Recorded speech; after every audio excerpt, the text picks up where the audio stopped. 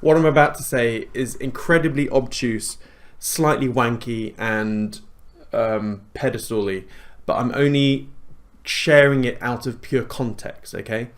So let's just say I've got a bunch of people I know who every now and then we catch up, okay? And I'm just going to call them Debbie Downer naysayers, right? To the point where these are very lovely people, but whenever it gets to the subject of business, money, crypto, and just wealth in general, we have polar opposite views, okay? And I've known them for 10, 15 years, etc. And like, there's me over here with certain belief sets, etc. You know, all of these people have done the typical thing, right? So they've had a job for 20 odd years. They all basically sold their spleen to buy a house, deposit, all that sort of stuff. You know, 2.2 kids. You know, literally the typical stuff, right? Zero. They're no coiners, so zero crypto. You know, they're obsessed with their ISA, obsessed with matching their company work pension type stuff. What else do they do? All that sort of stuff. Now, again, this is where the crassness of my story comes in, and I'm just doing this for the storytelling. That's just to share the point. If you were to track their net worth over time, over the last 10, 15 years, it's done this. It's basically gone down.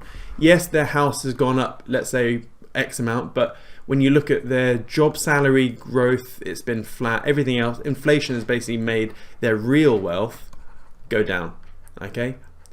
Yet still, they do not listen to a word I say, despite the very obvious differences in our lives now. And guess what? 3 of these are Air Force buddies. So, you know, really institutionalized people. They believe everything the mainstream media says, all that sort of stuff. They actually believe politics, that, you know, people in Labour Party or the Conservative Party can actually make a difference to the country. No, all that sort of stuff. Like literally polar opposites.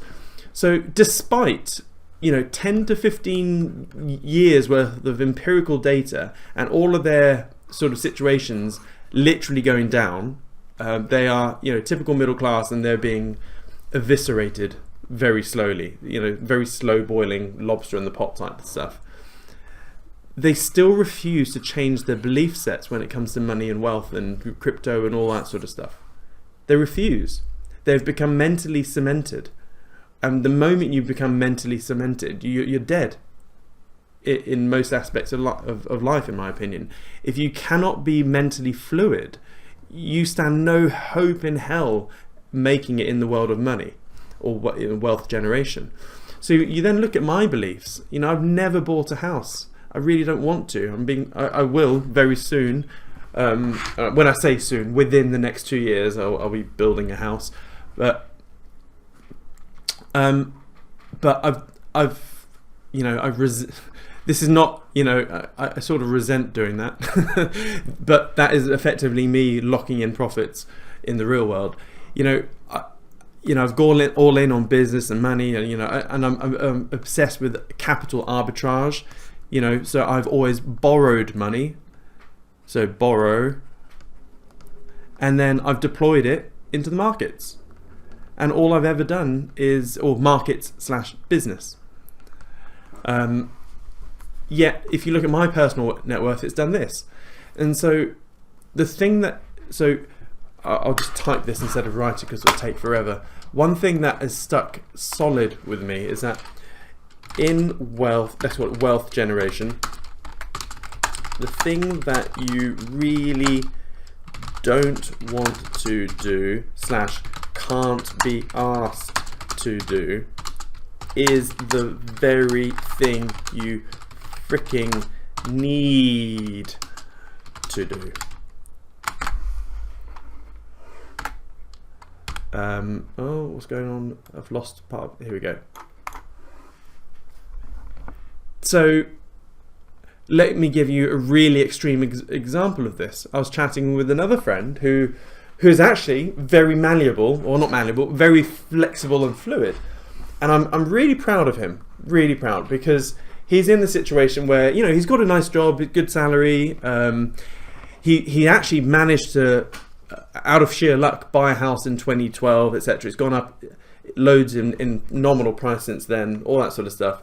And guess what he's doing now? He's listened to a lot of what I've said, and he's actually selling his house right now. He's going to or he's already done it. He's basically sold his house. He's now renting, and he's gone all in on crypto. Now, I know a lot of people probably here will think that's really, really reckless, but he's done the thing that he's needed to do because he's doing this in terms of wealth generation. And not only that, he's trying to set up a business at the same time, all that sort of stuff. So, and like, going back to my 4 Debbie Downers, I love them to bits.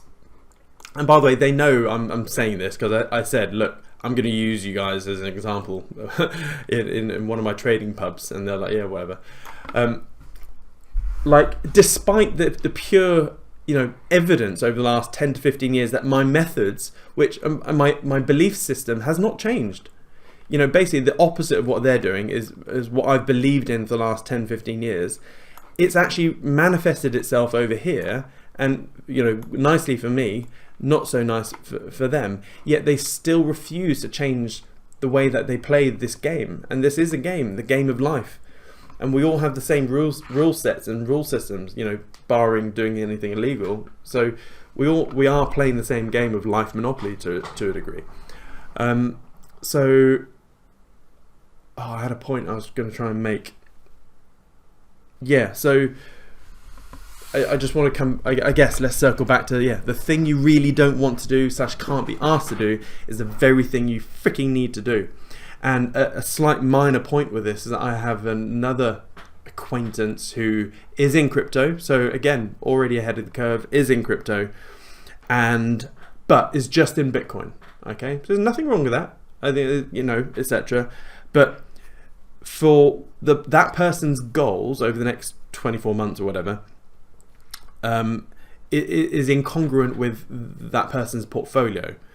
And I was trying to say that, you know, your portfolio for what you want to do or what you want it to grow into, it's not, you know, Bitcoin's not going to do that. And then I started mentioning a thing, you know, like Casper, BitTensor, all that sort of stuff. And they're like, yeah, no, I don't understand it. So I'm just not going to bother. I'll just stay in Bitcoin. And to me, and straight away, this, you know, my phrase, my saying just started singing in my head. This person is actively not doing the thing because they simply can't be asked to do it. So they're just going to sit in Bitcoin. Sorry? I was going to say, at least they gave a good answer, to be fair. Yeah, I agree. So this person is way ahead of the curve compared to the general public. But and I was like, dude, seriously, you cannot be asked to spend 10 hours of research into something where, you know, I've spent, you know, hundreds of hours doing it, and all I'm saying is that you really should make up your own decision to spend at least 10 hours looking into BitTensor, because it is really hard to understand to begin with. But hell, here's a 1-hour video of me explaining it and distilling it. Just at least watch this 1-hour video. He won't even watch the 1-hour video. And that, my BitTensor video really does distill, you know, everything I've tried to do over, you know. So he can't be asked to do it. And that happens in more things, not just money. It happens with health. It happens with everything. So the next time you think you just can't be asked, or you're taking the easy route out in any part of your life, just realize that success normally comes from the thing that you really don't want to do. That's my long, crass, obtuse story about this.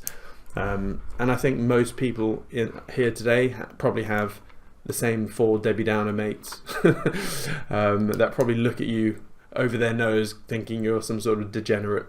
But hey ho, it's relevant. We are not in the business of convincing people to do things. Or I've given up these days. I just go, look, here's a video, watch it if you want to. If not, doesn't affect me.